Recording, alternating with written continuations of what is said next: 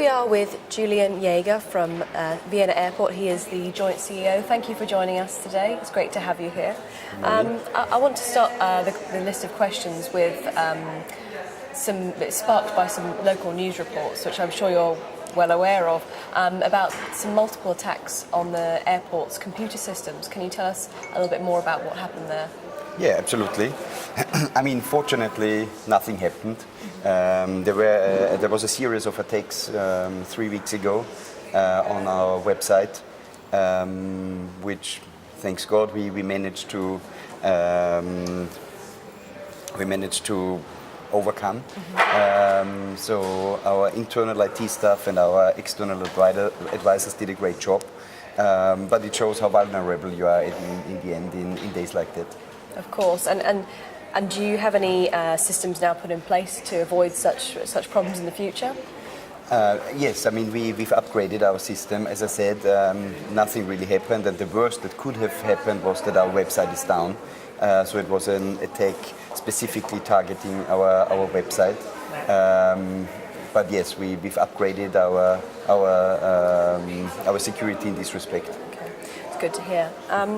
We understand that traffic growth slowed in the first half and transfer passengers actually did decline, and I understand that's due to passengers not travelling from Russia and North Africa in particular. Are you seeing the impact in the duty-free sales as well?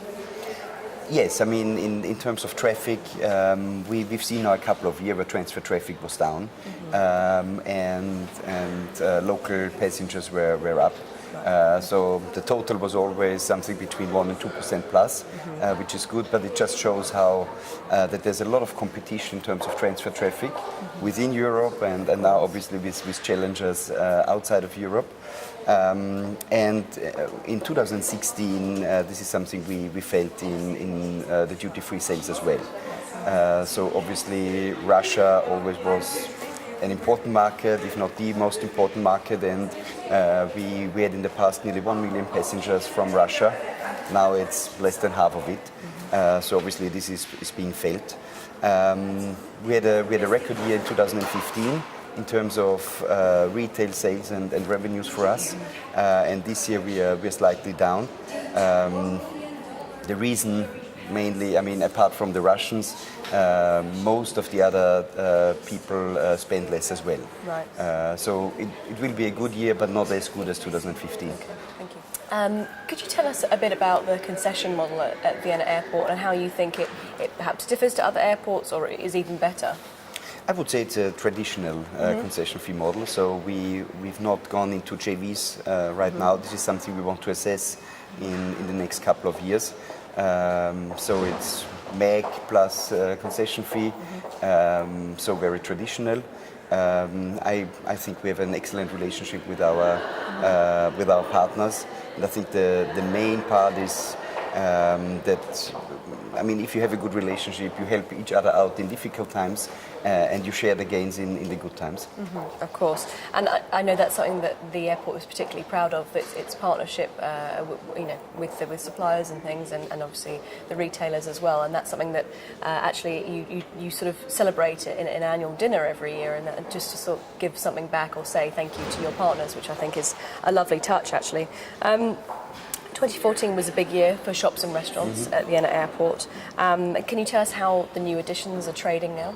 No, they are all doing very well. We had in one area a completely new shop outfit and F&B environment, so it's doing very well and was part of the success of 2015. This year, F&B is great in 2016, so we see a very positive effect in this respect. But in terms of duty-free and specialty retail, it's a challenging year, but for other reasons than the additional shops. Of course, yes. And I understand that obviously driving sales per pax is a key initiative of yours and indeed many other of your competitors. And can you tell us how, or if you've seen any major improvement in that since in the last few years, or if not, what are you guys doing to really drive that? No, I think yes, we've seen a drive in spend per passenger in 2015. This year we are down, like most of the other airports. I think there are always two things you can do. Short term, you can do little, you can motivate staff. This is what we are trying to do, to work together with our partners, to give incentives to staff to sell simply more. And mid to long term, obviously we can do something about your retail environment. This is what we are going to do. And we would like to invest up to 500 million euros in our terminal environment to improve dwell time, to improve the passenger flows, and we are looking very much forward for this project. And of course that will also drive penetration into the stores, something which is one of the biggest issues facing our industry at the moment. As we know, global PAX continues to rise, and yet sales continue to slide. So I guess penetration is one of the key factors in that respect. Actually, we are doing quite well with penetration this year. That's so it's more the average ticket which worries us. So the individual sales are up, penetration is up, but everybody who is buying actually spends a little bit less. So this is our challenge. So again, building the basket as well is probably a key initiative of yourselves. So again, they're getting into the stores, but you want to build that basket and make sure they lead with more than they are currently. Absolutely. We've been hearing a lot about technology, improvements in technology, the need for improvements in technology, digital, social media. Can you tell us how you see technology and its role in the future for the airport? I'm sure this is a challenge, and I mean, airport retail has been most of the times challenging, so this will probably add the one or other challenge.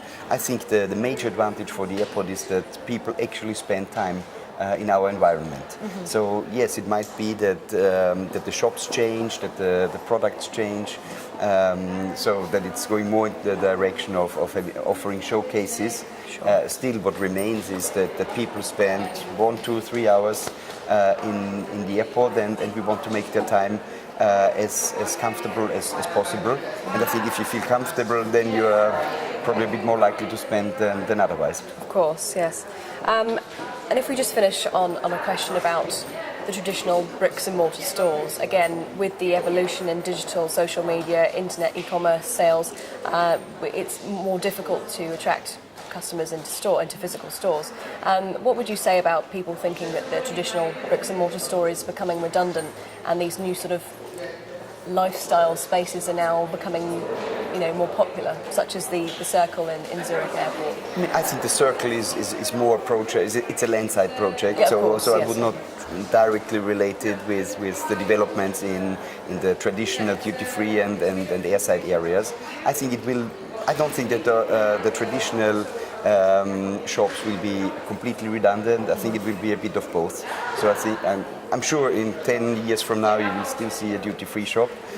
The rest, it might change a bit, and it might go more into the direction of concept stores and more branding and transporting an image than doing actual sales. I feel like that's becoming more and more important, the communication of the brand values, and not so much driving that transactional activity. And just a final question on millennials. Again, another buzzword, another really important customer group that are going to grow to a third of total global PAX. Do you believe that Vienna Airport is doing enough to really attract and cater to this new customer group? I think there's much more we could do if we would have the space. So that's why we are concentrating right now on changing the environment, adding 15,000 square meters, general lounge space, business lounge space, retail, F&B. So the priority for us is to give a better environment to all our customers, of course, and to increase the dwell time. And that's what we'll be focusing on in the next few years. It's difficult when you have a limited space, so it's all about sort of leveraging the existing space and finding the best ways to get the most productivity out of every square metre that you have, I suppose. But that's great. Thank you for joining us today. Thanks a lot. It's been great. Thank you.